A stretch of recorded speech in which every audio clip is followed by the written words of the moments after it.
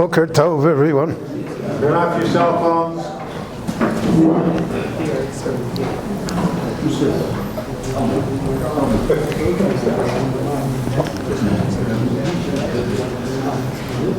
This week's Parsha of Tezei Sept begins with one of the most mysterious Parsha to the Torah. We'll see in a minute what I mean by mysterious. The Torah tells us that you'll go to war, and in war you'll see a woman, v'chashakta bo, you'll have great desire for her, and you'll take her that she should be your wife. And then the Torah describes for us the process of converting her, because she's not Jewish to start with, and that she mourns the fact that she is no longer part of her original family, and she shaves her head, and she lets her nails grow. And after a period of time, 30 days, so then he marries her and she becomes his wife. A very strange set of circumstances. So Rashi here immediately quotes the opinion of the rabbis. Lo dibra Torah ela keneged yetzer hara. The Torah is only referencing her here,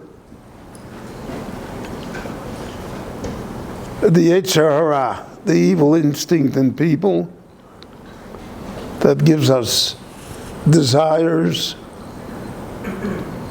leads us astray. But here Rashi quotes the end of the opinion that the Torah, so to speak, gives in to the yetzer hara. Mutav sheyochal bosor tmutot,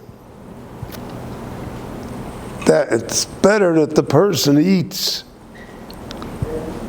foul meat, something which is not good, but that he eats it beheter. It's permissible, mishayochal basar tmutot nevelos, than to eat something which again is foul, but it's also usher. It's a nevela. Now, what in the world is Chazal? What does Chazal mean here with these ideas? First of all, Lo dibra Torah l'keneged yetzer hara refers to every mitzvah and every aveira in the Torah. What's specific about this case? Why is this one about the yetzer hara? And secondly, we don't find that the Torah makes accommodations for sinners. The Torah should say, well, it's really no good, it's foul meat, but we're not going to tell you not to do it, because it's better that you do it when it's permissible than to do it when it is forbidden. If you take that rule, the Torah is undone.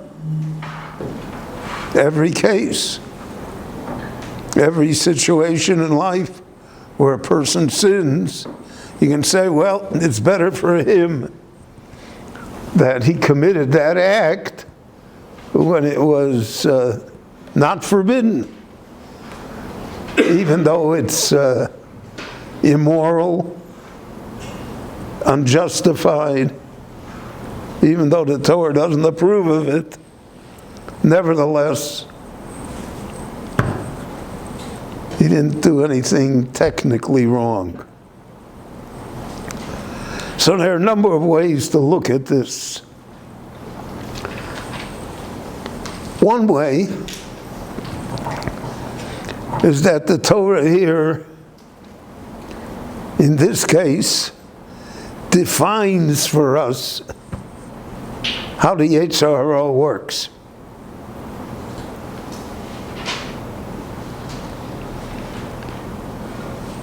So the Yetzer Hara is a very subtle enemy.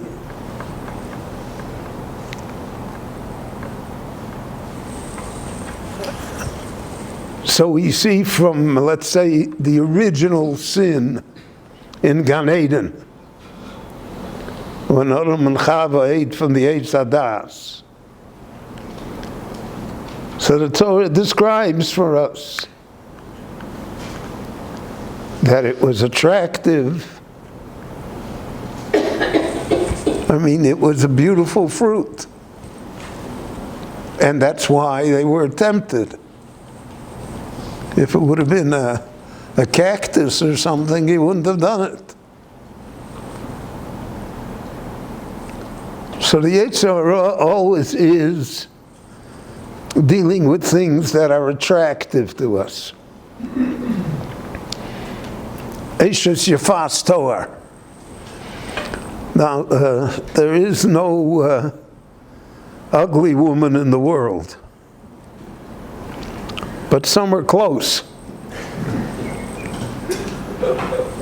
So he's not attracted to her. She's not pretty.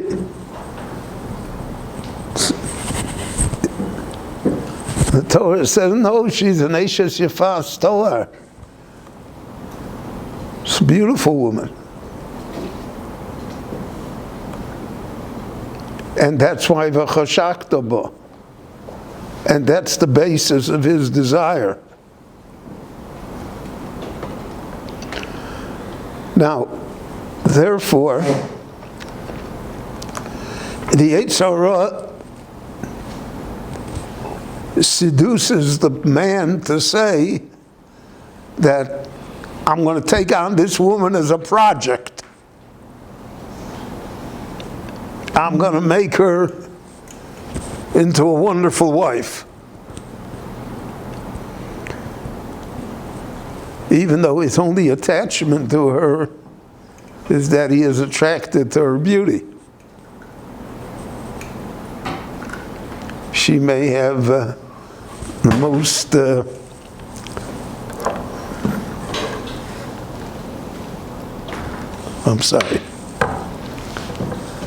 the most ignoble of all characteristics. But he doesn't see that. He only sees the beauty. And he only sees the anticipation. The Yetzer Hara lives on anticipation. It's going to be great. I'm going to enjoy it.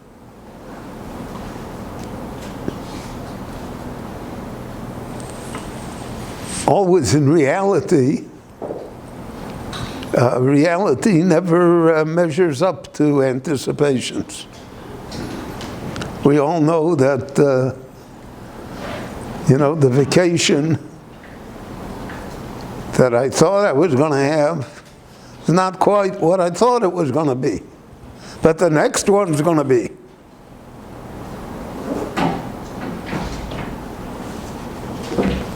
This automobile is not perfect, but I'm going to buy a better one next time.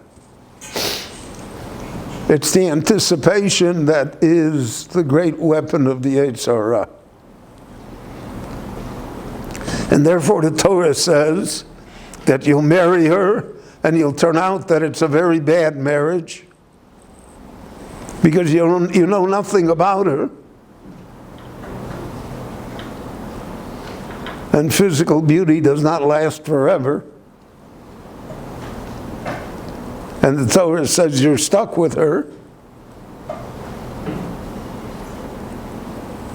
so then there'll be discord in the family, they'll have children, the children it'll be a dysfunctional family.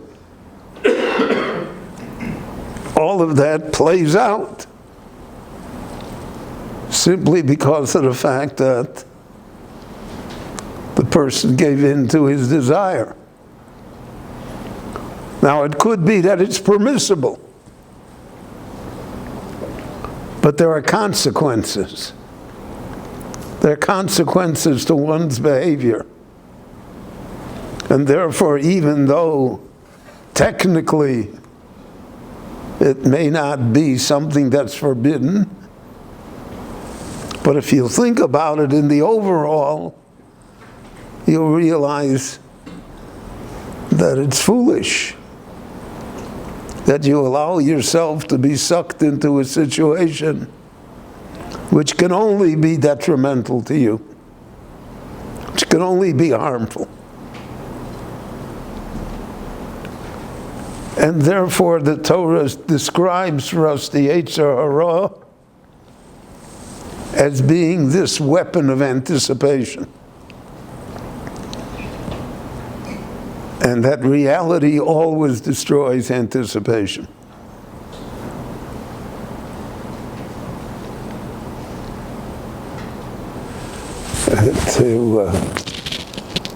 I once heard it from a very great man. We were discussing, he was talking about the coming of the Messiah, Mashiach. And he said, only half jokingly, he said, the Mashiach cannot come because the Jewish people have anticipated too much.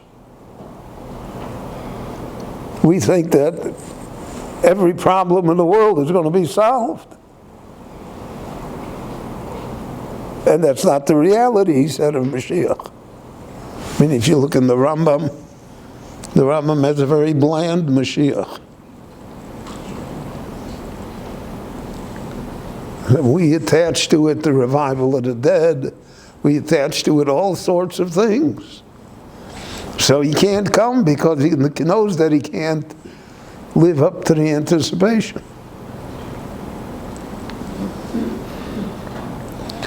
So anticipation is the great tool of the Yetzer Hara. If only I was able to get this job. If only I buy this house. If only, all the if onlys. But at the end, it ends up that reality is never that. And because of that, therefore, Lo dibra Torah ela keneged Yetzer Hara. The Torah here is describing the Yetzer Hara. It's not acquiescing to it. It's describing it.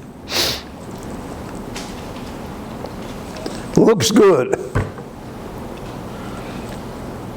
I mean, I think all of us have had the experience. You go to a fruit and vegetable store, you go to the shuk, and you buy a melon. You know, so the melon you can't see, you can't taste. So everybody shakes it and listens and looks at it. And this is the melon that I picked. It's beautiful. You come home, it's cardboard. It's almost inedible. That's because we anticipated, and it doesn't live up to the anticipations. So the idea here is to have a very low profile, not to anticipate too much in this world, not to say, what if I had this and what if I had that? because you don't know. A famous story of the anecdote of the Chafetz Chaim, that a Jew complained to him and said, Rebbe, you know, if I had another 100 ruble a week, he said, I'd be in good shape. It would be good for me. So the Chafetz Chaim said, how do you know it would be good for you? Maybe if you had another 100 ruble a week, you'd be completely insufferable. There are people, I can say it from my long experience in the Rabbanos, there are people that when they were, I wouldn't say struggling, but when they made a living. So they were great people. They were a good parent. They did good work for the community. They were nice people. And one day, they struck it rich. And then they became people that you couldn't deal with. Again, the anticipation is what kills us. So lo dibur Torah ela keneged Yetzer Hara, the Torah is describing the Yetzer Hara. There's another idea here that is also valid.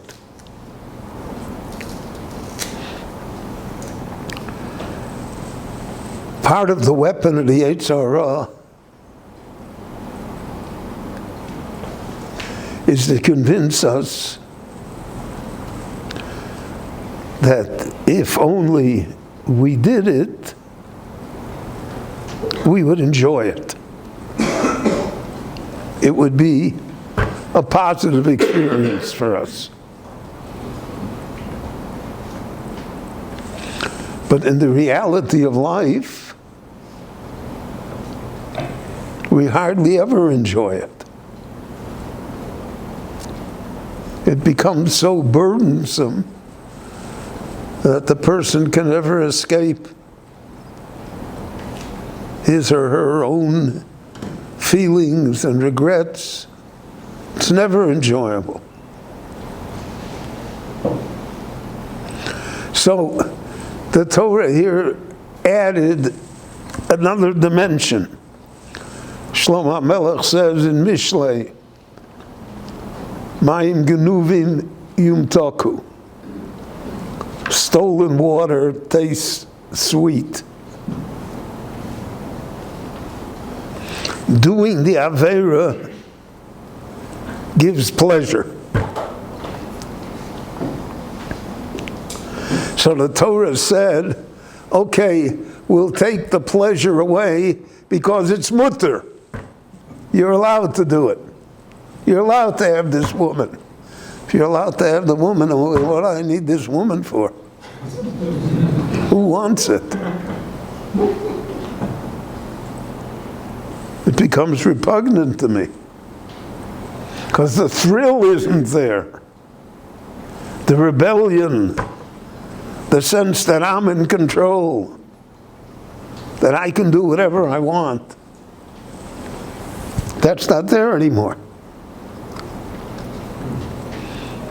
So therefore, mutav, it's better that he should eat foul meat, beheter, because he won't enjoy it, than if he eats it beiser and he thinks he will enjoy it. So the Torah again limits the power of the Yetzer Hara by pointing out the reality of the situation. And then the Torah emphasizes here consequences. No act occurs that does not have consequences. So we know that in our everyday life. We certainly know that in our commercial life, in business, etc., in professions. And we also know that one misstep can ruin us.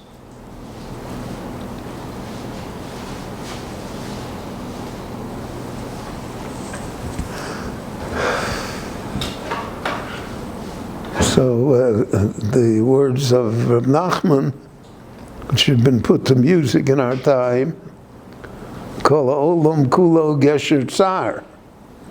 We walk on a tightrope. So the Bali Musar say, when a man is walking on a tightrope, let's say 25 stories in the air, from one building to the other building, without a net, and he's going to get paid $25,000 for walking the tightrope. So he accepts the challenge because he's going to get paid $25,000 or whatever sum.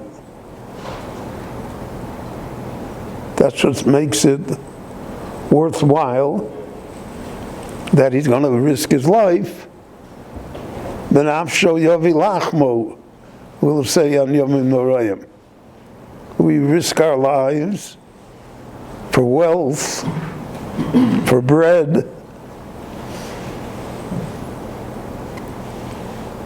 I'll get back to the tightrope in a minute. I remember when I was a lawyer in Chicago. So I had an office on the 14th floor at 1 North LaSalle Street.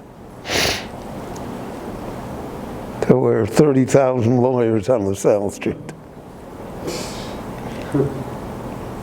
But as my senior partner mentioned to me, and they would wash the windows, a guy had a belt, and he put the belt on the hooks, and he washed the window. He's washing on the 14th floor. It was also without a net. And I used to think to myself, who would take a job like that?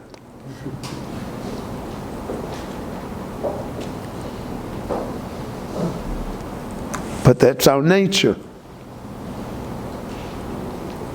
So we walk a tightrope. But when we're on the tightrope, we don't think of the $25,000. When we're on the tightrope, we think about the fact that I have to be very careful to put one foot ahead of the other one. I have to balance myself. I have to bring all of my skills into play in order to survive this. So that's what he meant, Kol ha'olam kulo gesher tzar. The whole world is a tightrope. When you're on the tightrope, you're not thinking about the check at the end of the performance. You're only thinking about the performance itself. What's involved? The Yetzer Hara is the anticipation of the $25,000 at the end. I anticipate I'm going to get paid. If I'm on the tightrope and I'm thinking about the check at the end, God forbid you'll fall off the tightrope. Because you're concentrating on the wrong thing. You're not thinking what can happen to you. And that's the whole struggle with the Yetzer Hara. To be realistic about it. To see what the consequences are. And to realize that, God forbid, if you fall off the tightrope, the $25,000 is not going to do much for you. So the whole series of parshas here, that of the Eishes Yefas Toar of the dysfunctional family that he comes to hate her. Because that's what happens. Because her presence reminds him every day of his weakness. Reminds him every day of the fact that he made a mistake. And that's why the Torah says, Lo yichal shalcha kol yomav. He's stuck with it. And then there's a Ben Sorah or Morah. It extends generations. It's been proven over and over again now in modern psychology, etc. That children that unfortunately are raised in a violent home or in a home of complete dysfunction start out with great disadvantages. It's remarkable if they overcome them. A child has to be nurtured from the beginning. If he lives in a house that's full of dysfunction, then it becomes very difficult to raise an upstanding human being. And that's why the Torah puts such emphasis on family, on marriage, on lowered anticipations, on reality. Yes, it's a Torah's Chaim. It's a Torah of life, real. No stories, no fairy tales.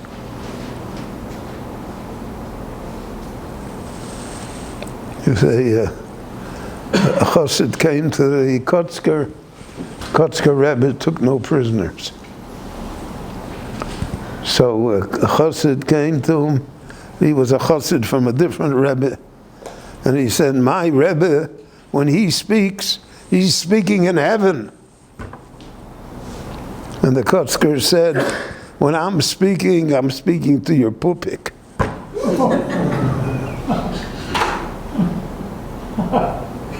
Well, that's who we are.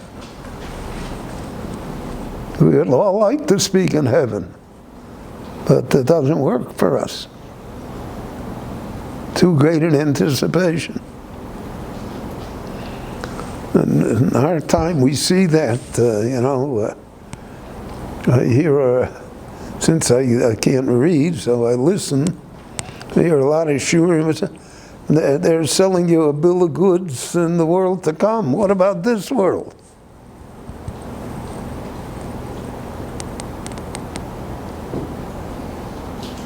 What about the grocery store? And that's the Parsha of Yifas Torah. Lo dibra Torah lo keneged yetzer hara. The Torah defined for us the problem in this world and how to cope with it and how not to cope with it. And that remains with us. The template of the Yifas Torah applies everywhere, even though the case itself is unlikely. But the ideas and motivation that lie behind it are of enormous practical value to us every day of our lives. So I want to wish you all a good Shabbos. Next week we'll discuss Parshas Kisova with Mirz Hashem. So wake everybody up and send them home.